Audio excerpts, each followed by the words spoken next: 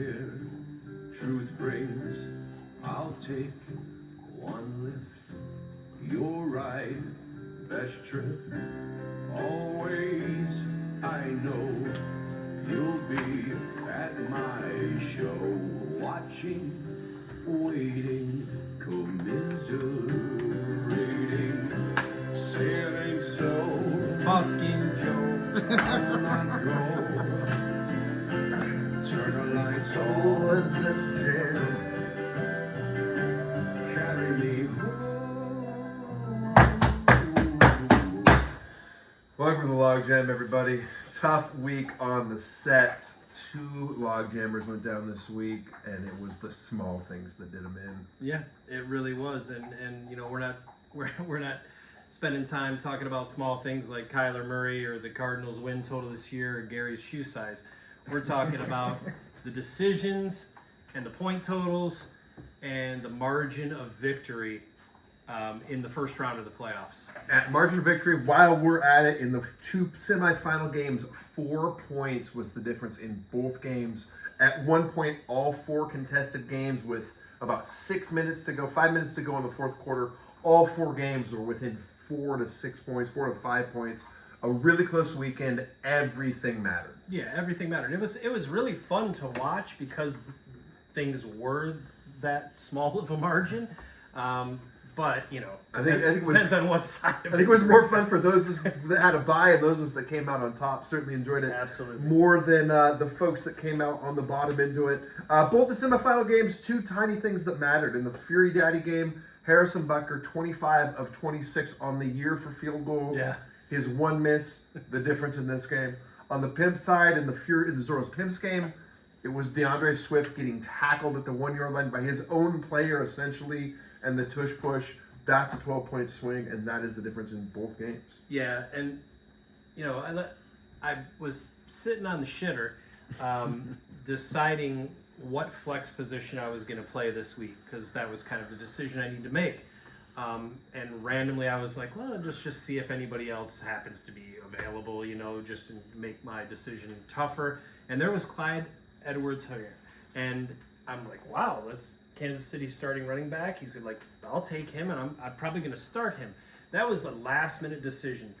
The decision before that decision was, am I going to play David Njoku or am I going to play Terry McLaurin? And I kept putting one in and then the other. And I'm like, I'm not going to play McLaurin because Sam, whatever the fuck his name is, sucks. And Njoku I had in. And I'm like, running back for Kansas City, like that just seems better. Both of those and it was a good pickup. Don't get me wrong. He scored 20 points. That's a pretty good waiver or free agent pickup to start in a playoff week. But when the other 2 guys that you were going to start both scored 29 and that 9 points, it's just it wasn't a lot of fun. Yeah, and the total score there, the Zorros get to 124, the Pimps 120, moving the Zorros up into the semifinals. It was a fantastic game. It set up on Sunday night with your Eagles basically trying to keep pace. The Zorros, I think it was a 20-point difference if I remember right around 20 points. He had Jalen Hurts, and I had 4 fucking players in that game playing. And, you know, there's probably, realistically, maybe 10 chances, 13 chances of different, A.J. Brown drops a pass. Like you just said, DeAndre Swift gets tackled by Jason Kelsey, his own player. We could just go on and on, but let's not. Let's move to the next game. The 4 Pimps, he did mention there, ended up with 31.2 points. Jalen Hurts enough to kind of match them on his own and keep the Zorros ahead. Yeah, I even felt like it was a good hedge with having Brown, even if Hurts does throw touchdowns, or gets down near the end zone, it's going to be somebody. I have the kicker. Like it just, no fun. Craziest thing about the game for me, Marquise Hollywood Brown, 0 points on the Zorro side, and you get 32 points out of your D. Trey McBride, great. Rasheed Rice, a late pickup. Yep. Only 23 points total on Zorro's bench, so he did the absolute best he could, and it was enough to get through. On the other side of the winner's bracket, the Fury taking down Daddy 126 to 122. Yeah, Mon-Ra St. Brown had a pretty big game for the Fury. Jake Brownie had a pretty good game. You up? Yep, he had a really good game. Continues to look really good in that offense. So, he didn't get a big game out of his running back. He didn't get but it definitely was enough to just squeak the daddy out. It really, really was. 2 points out of the Jets. Travis Kelce with 8. You don't feel like that's going to be the kind of week to do it. It's a Taylor Swift curse, by the way. Let's talk about this. Taylor Swift curse. Kelsey's been hurt. Have you been watching their games? Like, I've seen him go down with last week it was like an elbow injury got jacked up. It's the knee, it's the hip. Baby, I didn't catch that because my knees hurt now. Yeah, how's Kansas City looking this year, by the way? Not as good, not as dominant. Yeah. Nor is Travis Kelce. It is the T Swift curse. Calling it here. I love it. Goff on the bench with 41. Jordan Addison with 32 end up not mattering. You think those would be the kind of decisions that would keep you up at night if you were Fury, but when you win, it doesn't necessarily matter. On the daddy side, OBJ 2.4 points. Man, that's a tough one. I don't think you're going to start Josh Palmer there with 24, but No.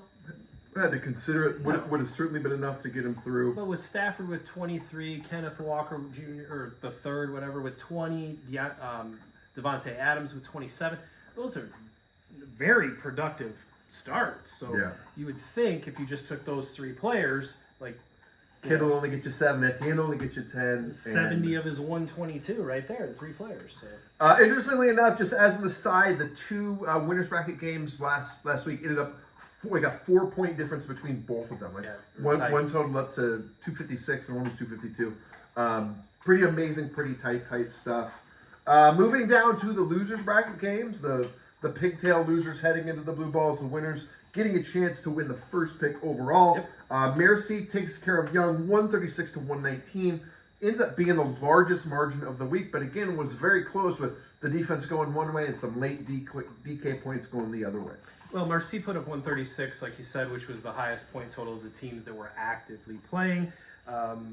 Gibbs with 28. Like you said, Vegas defense, 27 is a big number. Always play Sam Laporta with 29 out of your tight end. So congratulations, Merci. It's a big win. The ones that matter are those 13 from DK, almost all of which felt like they showed up in the third quarter. Yeah. Young takes a lead when they get the 20 points on the board to start the game with the Philly D, and Seattle just chipped away at that, going the wrong direction, not enough to keep up. Singletary with 24, Cooper with 24, you're right there, Deebo Samuel with 22. Jordan Love with 21. Again, 4 players, all with 20. We're looking at what? 90-some points out of those 4 players. He ends up with 119. And it's then your number 1 overall pick, Bijan Robinson, gets a .4. Sorry. Just Atlanta is a goddamn disaster. Philadelphia disappointing with 6.72, just not quite enough. Philly's defense has been a disappointment all year, let's be honest. Yeah, it has been crazy. That Raiders that you mentioned, that Raiders D scores 27 points, outscores 5 players on Young combined. Young Oku, the Philly defense, 5 players less than the Raiders defense. Yeah, so you're not going to win a lot of great start games. with the Raiders defense going against a Charger team that probably left their coach in Vegas, I'm imagining. Like, just don't get on the flight, right? You're done. Poway taking on the Sin in the other loser bracket matchup, 108 to 102. Poway ends up victorious. This was one of my favorite games to watch this week. Brock Purdy puts up 34. Cleveland's defense puts up 17. Michael Pittman puts up 12 for the Poway Titans, who've been just cursed all year with big points and no wins. But 108 to advance you and keep you out of the blue balls with 3. Everybody else on the team scored under 10 points for Billy. But I don't know if it's justification because it's a season long, but kept them out of the blue balls. That's have to give him credit with the Purdy start. It's been Tua and whatever the fuck his name is, Lamar Jackson all year. Picks up Purdy, starts him enough to get the win. Goes the other way, can't resist starting Darren Waller, one of his longtime Titan loves, likely with 18 on the bench. Would have padded that victory, but a win for Poway. On the Sin side, Dallas Goedert had a chance on Monday night to come back, had 9 targets, only catches 4 of them. Yeah. Starts out with, I think, 2 catches and a rush. Ends up with I don't know, 4, 5, 6 points, something right after that first drive, and then plateaus. Doesn't end up with nearly enough. Godwin leading you for the Sin. And I know that the Sin, just the conversations we have, is doing anything he can just to stay out of the Blue Balls Bowl, whether he doesn't care if he makes the playoffs or if it's not going to happen. He just doesn't want to ever have the Blue Balls. But hey, man, it's, you know, sometimes you feel like some nuts. Sometimes you eat the bar, sometimes the bar eats you, man. No games for the Avengers or the Scoregasm. True. That takes us to the mailbag. We did get 1, 2, 3 total emails this week, which was nice. A couple people requesting the link. Season high. We'll be sending that out here. One that we're just going to read to you because it's hard to, there's just no other way to. Jammers, exclamation, exclamation, exclamation. Written out, not written. I'm just going to read it. Punctuation, we don't know. We're just going to go through it. Okay. I love the show, man.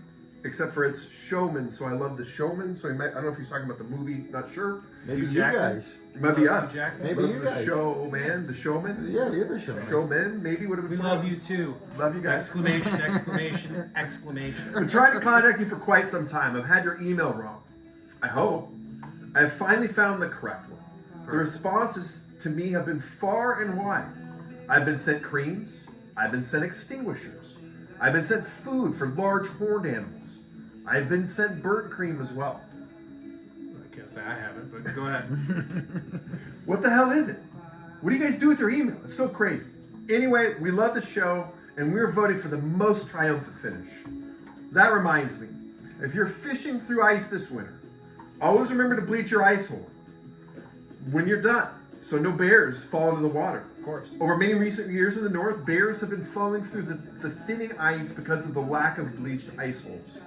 Our PSA this winter is you care for our bears, know your role, and bleach your hole. And that comes to us from the birthday boy, Billy Mack, over at Titans headquarters. Happy birthday, Happy Billy. birthday, Happy Billy. birthday, brother. Thanks for writing in. Do you have any response to that? Do you want to respond, or thanks for writing in? Really, happy birthday. I grew up in Detroit, Michigan area, which ice fishing is a pastime. So I've known to bleach my ice hole from the time I was a young man. So. I just started bleaching my ice hole recently. Yeah. I wasn't aware of the danger it could cause by not being bleached. So Okay. I've had my hole bleached for just 2 or 3 years now. Okay. Well, we got to start somewhere. So It's good to know. Good to know. Bleach your ice holes, guys. That takes us to next week's games. We're getting down to the nitty gritty here. We're going to start off at the bottom with the Blue Balls Bowl. Okay. It is a 2-week aggregate score. So the winner this week, which is means combined. combined scores, means the winner this week isn't necessarily the winner, and the loser isn't necessarily the loser. You got a chance next week to win, maybe have a hole, maybe have an advantage. Young Confused 6 and 9, traveling to the Sin for the first leg. The Sin are 7 and 8. Who you got in this one? I will take the Cardinal Sin to avoid the Blue Balls, even though he's playing in them. I know he's sweating right now, but I'm gonna take the Sin to find his way out of obtaining a pair of satchel blue colored. So you're picking them for this week and overall, or Total. just overall? I'm picking him overall. I think he wins both weeks. All right, I'm taking the Young this week. I'm going to reserve my pick on the overall. It's going to be close, but I've got the Young this week. In the not winning but not losing, going for the number 1 overall pick portion of the huge, bracket, which is big, fantastic. yeah, which is big. There's no money involved. There'll be no money involved. But on your On deathbed, your deathbed, you receive total consciousness, which is nice. which is nice, and you get the first pick. So we got that going for us. Poway 5 and 10, traveling to Nama. Merci 6 and 9. The Poway Titans are an 11-point favorite. Who do you like? Well, they should be an 11-point favorite, the amount of points they've been putting up this year. Although Merci has been sneaky scoring all year too, I think this is going to be, this is a single week one. So I'll take the birthday boy in a birthday week with the Poway Titans. I mean, all signs points to the Titans winning this. They had the better roster. They did have the off week last week. But I'm going to go a little contrary here. I think Merci might get the win and throw a little wrench in It's a here. coin So toss. we're gonna take Merci. Okay. In the other matchup in that bracket, who's your daddy? 8 and 7, traveling to your mom's pimp. Also 8 and 7. Mhm. I don't have the Vegas odds here. Daddy, I think, is -11. I think that's because Daddy shows us what the odds are. Do you think Yeah. he's really favored like that? Well, it's fine. I feel like he's favored that way, and I think the margin will be a little larger than that, and I'll take Daddy. I don't know. If you've watched the way Daddy has lost the last That's couple true. of weeks, I don't know how you can. I'm going to be on the pimps here. We may have to do a recap of that Devon A chain pass if it works out. If you start putting the dominoes together, he would have not only not had to play last week, would have had the bye. Yeah. Has great matchup this week. He could end up could be a lot of what ifs, a You- lot of you could small say that things. for a lot of teams. I mean, Sin could be here. There's plenty of teams that with a couple this or that's could have had first round byes. And the Avengers could have played last week and got their asses kicked. Just could in have that kind of week. Could have been a In lot that of kind of things year, happen sorry. for sure. And that takes us to the moment you've all been waiting for, the semi-final games. The Fury 8-7, traveling to the favorite Windy City Scoregasms 8-6. So to set this up, Benner has beaten Gary every single time they've played in the League of Gem. Every single time. Gary has never beaten the Fury. Roster-wise, I really don't think it's close. I really don't. It's a 15. Vegas has it at 15 points. That feels low. Yeah, I'd give the points. I will take the Windy City Scoregasms to advance to the Yeah. championship Pajumable. Felt like you were starting going the other way on that. You were No. leaning in. No, just I mean, part of the reason that they're favored by 15 is that Benner still has Jamar Chase in his lineup. well, sure. But We know he Cincinnati has- also plays Pittsburgh this week. That's a tough matchup when half your roster is Cincinnati Bengals, backup quarterbacks. I mean, I don't know. Jamar Chase is You have questionable. he's got Travis Kelce with the curse. I just don't see it. Where on the other side of this game, you have Gary, who has Possibly the top two of the three or three of the three top running backs going with CMC and then CeeDee Lamb and Yeah. his roster is His roster looks as Really good good, as we've seen. It is incredible right I agree. now. That's why I'm taking the Fury to win this. okay.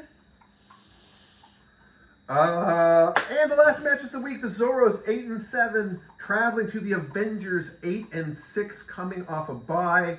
The Avengers have not scored more than 110 points since August 30th.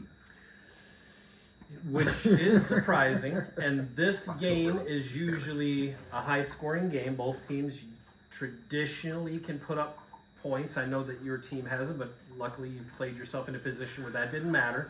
I will say this, like Joel, I think is going to lose this game. Okay, sorry Joel, but I'm going to take the Avengers here. But backing up one step, I'm giving Joel from this half of the LOGJAM table GM of the year. I mean, how can you not? GM of the year. Particularly, I mean, it obviously it remains to be seen what those draft picks turn into over time, but He's in the Final Four. He's playing for money. He's in the Final Four, matter and what, he he's playing sold for- at the deadline. No matter what, even if he Picks up loses Chris this game, Olave, he's still this playing ridiculous, next week stupid for third place son of a- possible money. So he's in a money game after trading Derrick Henry. I mean, after acquiring draft pick, just really quality Traded work by Puka. Joel. We'll see if it pays off this year. I love the throwaway picture. I'll take you, but all of the destinies on his side. I think after that Devon A. Chan catch and run and fall and get into the playoffs in the first place, and then the squeak out. I think this is Destiny's darling. Buffalo's got a great matchup this week for I you. think the Zorros are gonna take this one after the early Thursday night lead. Fair enough. So, congratulations, Joel, on the win. Bueno suerte, my friend. Our last note, last week we kind of came up shooting off our hip, wanting to maybe talk about all-time teams. Could be a fun conversation to have. Hopefully we'll maybe make it a little interactive. If not, of course, we'll send Mike on it and we'll Sure. do some things. But think about who you think your best all-time roster is. Is it guys from 2010? Is it, for Gary, you're going to probably have to pick them the last 4 years? Sure. I mean, I guess you could go back if you wanted to. We could go back and trace the history of that roster for you. But Yeah, I mean, for me really, personally, really should be the guys that you've owned, I think. Yeah, of course it should. I mean, we're not asking you to assemble a team that you didn't have. Like, Yeah. well, I had LaDainian Tomlinson, blah, blah. Yeah. But I know for me, it was the year that I had Walter Payton, Earl Campbell, my quarterback, I think, was Terry Bradshaw. I'm not a math guy, but those guys played a long time ago. Well, that was the last time we won, so I can't think. Yeah, there's maybe a slight difference between 2011 and 1975, but Hey, we've been around, man. they've been around. There's been some great players on the Pimps. You start thinking about some of the rosters, like the Fury. Is he an all Bengals roster all the time? Oh, I'm sure. But they will have to be either an Ohio State tie or a Bengals tie, regardless if they were the best Fury, I would imagine. I would imagine for Joel, it was the year he scored 200 points like 3 times in the year.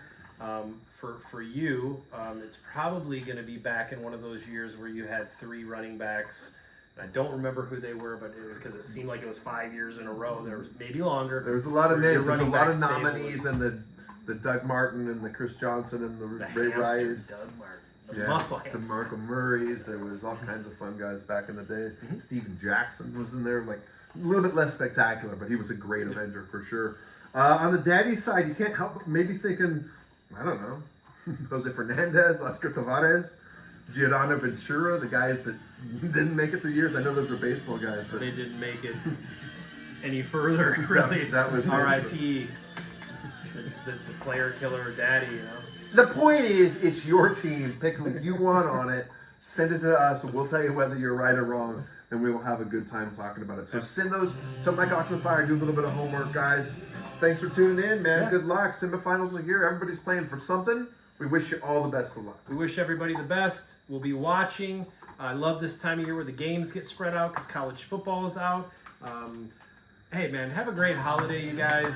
For those who do celebrate, which I think is all of us now that Ari's out of the league. But anyway, Merry Christmas. Merry Christmas. And enjoy your family. Don't message us. Or do. Or Or don't. Whatever you want to do. Thanks for tuning in. We'll Good send luck, those everybody. Merry weird Christmas. Pictures, though. Cheers. Cheers. Everyone.